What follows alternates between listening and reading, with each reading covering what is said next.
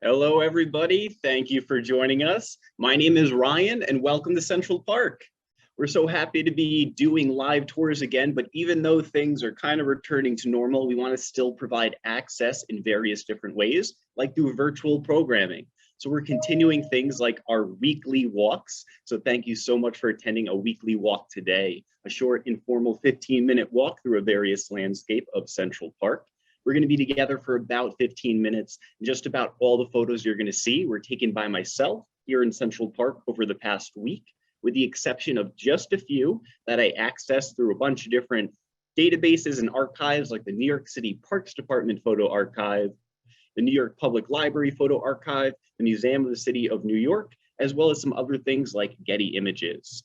Thank you again, everybody, for joining us today. As you probably know, I'm a member of the Central Park Conservancy, and we're the nonprofit organization that really helped to take care of Central Park, helping to keep it clean and green. Our mission here at the Central Park Conservancy, sorry about that, my screen seems to be freezing up a little bit. There we are. Our mission here at the Central Park Conservancy is to preserve and celebrate Central Park as a sanctuary from the pace and pressures of city life, enhancing the enjoyment and well-being of all.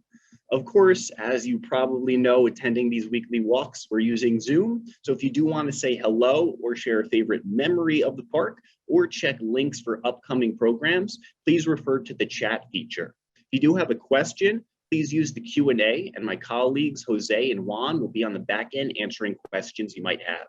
Last thing you'll see pop up are some visitor polls. I'll launch one of those through the walk today and then share the results. You'll also notice we're continuing to use live transcripts. You can turn those off in your Zoom toolbar option if you're using a PC, or if you're using a tablet or a cell phone device or smartphone, you can turn those off in the Zoom settings of your account settings. Otherwise, we're going to jump right into our walk of the Children's District. Now, if anybody here is a Zoom or I should say weekly walk veteran, you're probably familiar with the Children's District because this is about the second or third time that we've walked through this area. The Children's District is really kind of grouped all in the southern section of Central Park. It was an original landscape that you might have guessed featured different types of features and landscapes that were very friendly and accommodating to kids. Over the 150 plus year existence of Central Park, we've seen the Children's District kind of expand a bit, incorporating new additions that the park has seen that are great for both kids and adults. And we'll explore some of the historic traditional areas of the Children's District, as well as a few that have come in over time. As we explore in the park, we're going to begin our walk over on 67th Street and 5th Avenue on the east side of the park, entering in on a nice sunny hot day. Today here in New York, we have a lot of rain that just poured in, so we can live in the moment through these nice sunny photos and pretend we're somewhere a little bit warmer. But as we walk in the park, we're coming in on a nice hot sunny day, and we can see that with the sun's rays literally coming down, changing the color of some of the photos. And as we walk through the park coming in, we'll bear a left and we'll try to hop under as much shade as possible. But really beautiful lush green colors we're seeing as summer is taking full effect here in Central Park. And as we walk down the path, we can come under some of the archways, like the Dean's Mouth Archway, which will lead us to a portion of the Central Park Zoo.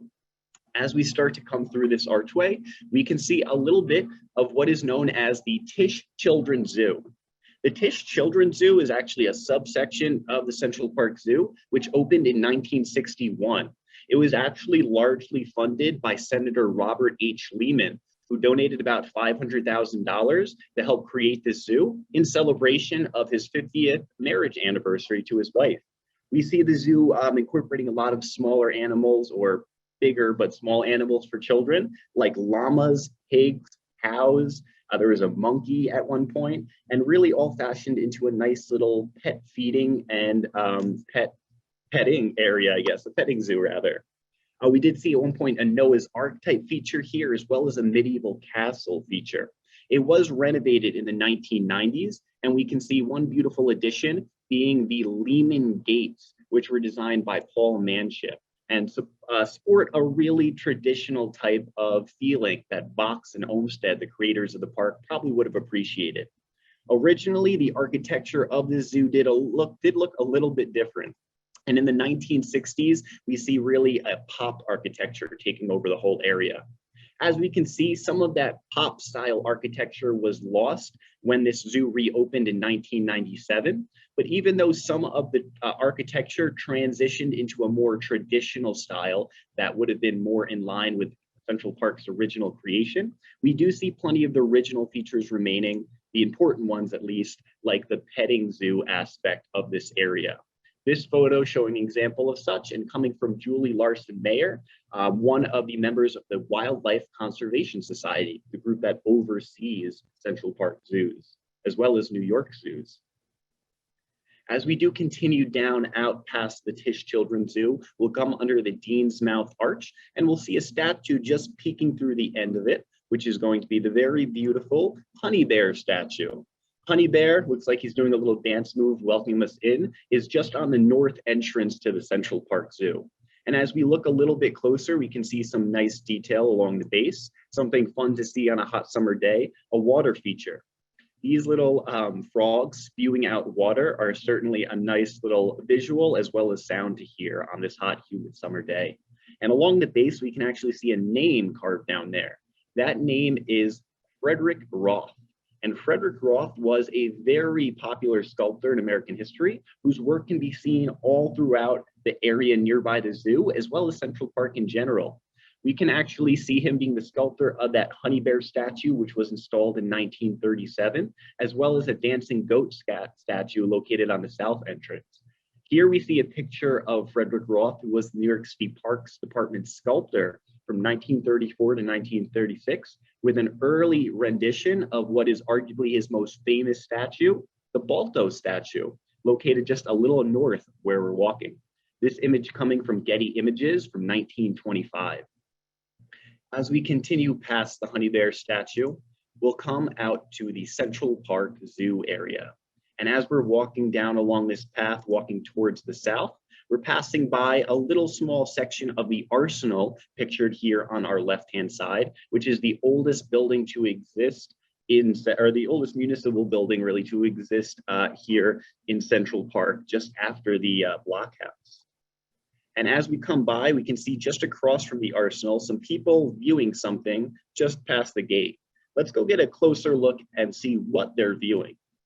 As we hang to the right, we can make our way through this maze of the zoo area, seeing some beautiful flora along the way, and coming up to something that is stealing everybody's attention. The main center point of the zoo, we see this large tank of water, and what we see inside are none other than the wonderful sea lions of the Central Park Zoo. It might be interesting to see animals in Central Park, but animals were an original feature, many being gifted in the early and late 1850s as Central Park was being created.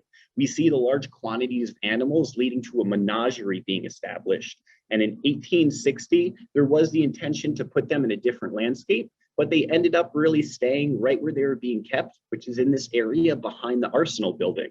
We can sort of just see that area in the very, very back of this photo. We would see it changing up a little bit differently, and around 1934, a zoo renovation would occur. Some of the shaping of that renovation still being present today. We would see a major decline occurring over that period of time, and eventually we would see some changes coming. In 1980, the Zoological Society would actually take over caring for all of the animals, like these sea lions here in the park, as well as all of the 3 zoos at that time in New York City. We would see some major restoration occurring between 1983 and 1988, with this zoo eventually opening in 1988. And today we can see one of that 1934 renovations right in front of us, the sea lion tank, which features a wonderful home for the sea lions and offers us a great spot to see them getting fed. If you do stop by the Central Park Zoo at 11:30 a.m., 1:30 p.m., or 3:30 p.m., you can see feeding of the sea lions. And during this time, we can not only see them getting fed, but maybe performing a few tricks as well, like a little handstand we see here.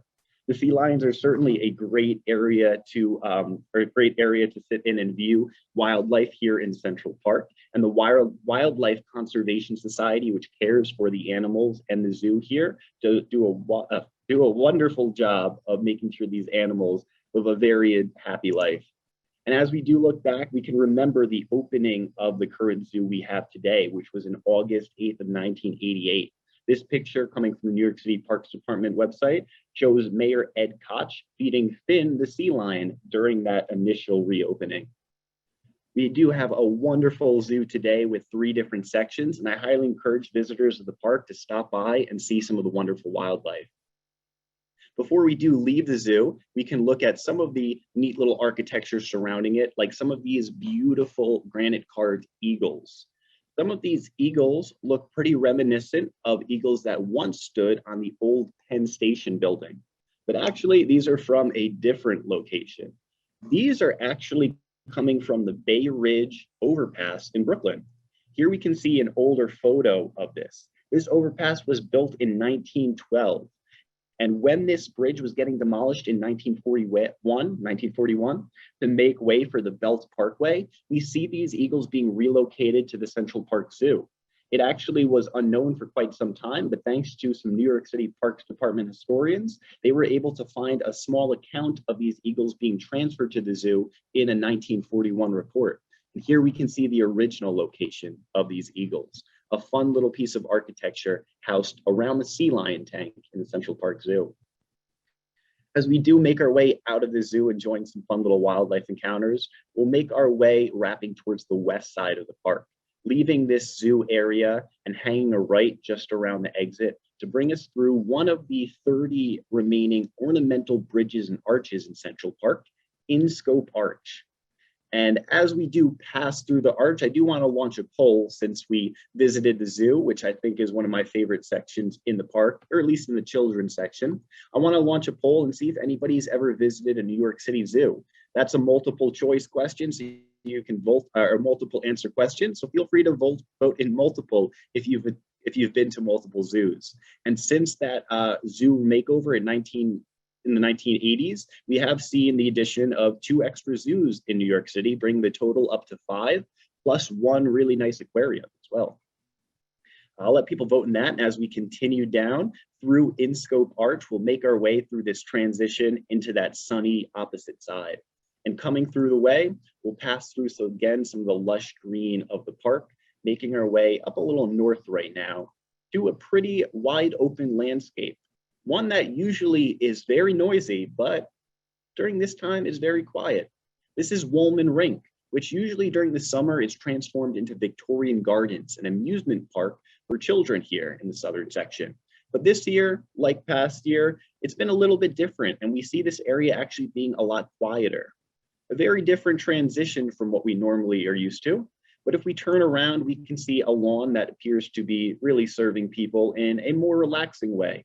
This little lawn offering a nice, quiet, shady spot for people to picnic and beat the heat. And just in the background, we can see a building behind a fence. The building that we can see in view is that of the dairy. This photo coming from the New York Public Library shows the dairy around 1871 when it initially opened. You might have guessed from the name, the dairy originally had milk served there, offering refreshments such as milk, which you could not so surprisingly imagine was a very hard commodity to get back before refrigeration existed. Serving refreshments like milk was really a wonderful aspect of this building, as well as renting small materials for children to play on the lawn that we're looking over and that we can see in this photo. You can imagine, like a lot of Central Park, especially architecture, it was worn down and deteriorated over time. The main part of this building in view, the wooden loggia in the front, which was deteriorating and eventually was torn down. And by the about mid 19th to 20th, or late 19th to early 20th century, we do see this really falling into great disrepair and being closed down. Our first initial restoration, one of our first initial restorations at the Central Park Conservancy, was restoring the dairy in 1979. And as we can see presently, the dairy has come up on its second restoration some 40 years later. A lot of this work here in Central Park never has a finish line or end date because even things that have already been restored are coming onto their second and even third restorations. Here in Central Park, keeping this park looking beautiful is a never-ending goal, and we certainly, again, couldn't do it without the help of individuals like yourselves. We appreciate you supporting us here at the Conservancy, as well as learning about why it's important to preserve many of these traditional aspects. As we do pass by the dairy, we'll say goodbye. We can expect this restoration to be completed actually at the end of this year, and we can see the dairy returning to being one of 5 operational visitor centers here in Central Park. As we pass by the dairy, we'll make our way to our last few stops, coming through Drip Rock Arch and making our way a little bit more west in the park. As we do come over, we can see a little bit of architecture peeking through the shady trees, and that architecture is going to come from Heckscher Playground, the first permanent playground to come into the park, opening around 1926, getting its name from August Heckscher. And we can see this playground, though, looking a little bit empty on the hot days such as today. And the reason it's empty is because, again, it's very hot. So we see people exchanging the stone and metal slides for water features, which most of the about 22 playgrounds in the park have. Water features like splash pads and other different things to really beat the heat, which are a very big heaven sent for the community members that use these playgrounds. If we turn our attention just behind us, we can actually see a field with a different type of recreation, a little bit of an open meadow type of play. And we see some kids actually playing soccer here, which is a very traditional and historic image to see, because looking over at these Heckscher ball fields across from the Heckscher playground, we are looking at the original playground for Central Park. Would have looked a little something like this, though. The original playground, not of course having playground equipment, but really being an open meadow, this being the original boys' playground. The creators of the park wanted to initially put 3 playgrounds in the park, one here where Heckscher ball fields are today, one near the North Meadow Recreation Center and Meadow area, and one where the Metropolitan Museum exists today. This was the only one that really came to fruition. And we see it being used by, of course, many different kids as an early playground. Today, we do see playgrounds becoming more modernized. And in 1926, we see an early image here of Heckscher Playground opening with permanent equipment. Something that was not really agreed upon by everybody, but of course, from this photo, we can see it was heavily used and would lead to the addition of future playgrounds coming to the park. Those being placed around the outsides of Central Park, so they're easy to access from community members. As we continue along, we can see today baseball being the main activity to occur on Heckscher ball fields. And we do see the baseball diamonds really becoming popular in the 1900s, with initially boys beginning playing here on the fields, and eventually adults being permitted to play baseball towards the 1920s. In that 20th century, we do see the baseball diamonds and hard backstops eventually being added, with 5 fields located on this section and another additional field located just off to the left, bringing the total of 6 baseball diamonds or softball diamonds in this lower southern section of the park. Continuing on, we'll come up to our last stop or two, taking a moment to be a little adventurous like a kid and do a little bit of rock climbing as we venture up to where those people are sitting just in the distance. As we do make our way over the sandy field, we'll take a little bit more of an adult way though. Rather than climbing up the rock like a free climber, we'll walk up these rock carved steps, kind of like the same thing, more of like a cheat, but allowing us to come up a really amazing piece of geological history. Walking on these steps makes us feel a lot more connected when we're visiting the park, and coming up to this little high point will give us a nice view of a piece of architecture that might be more seldom visited in this area. It's called Pine Bank Arch, an arch we visited plenty times before, one of 5 remaining cast iron bridges in the park, and the southernmost cast iron bridge you'll see, with its name coming from the trees we can see growing just around the bank of its base. Now, as we come over Pine Bank Arch, we'll come to our final viewpoint and final location for the tour today. And as we've been walking, we can see that, of course, the park has changed up a lot, whether you've had the opportunity to make it to the park in person, or if you've just been attending with us virtually. We can see that, of course, the past few years have really changed a lot in the way we do things and really what we rely on. While things like Victorian gardens and amusement parks may have been the big draws and hits early on, we see really our views and kind of needs changing. And I wanted to end our walk today with a simple but important view for really the real heroes of the park and landscapes, which are simple things like lawns and meadows. These seemingly really unvisited landscapes, ones that might not have big draws or big features around them, have really been the saving grace for Central Park and for, I'm sure, a lot of parks and people all throughout. While certain playgrounds and amusement parks may have been closed, we've relied on some of the early traditional playgrounds being open fields and areas to enjoy picnicking and playing. So I do want to take a moment to give a big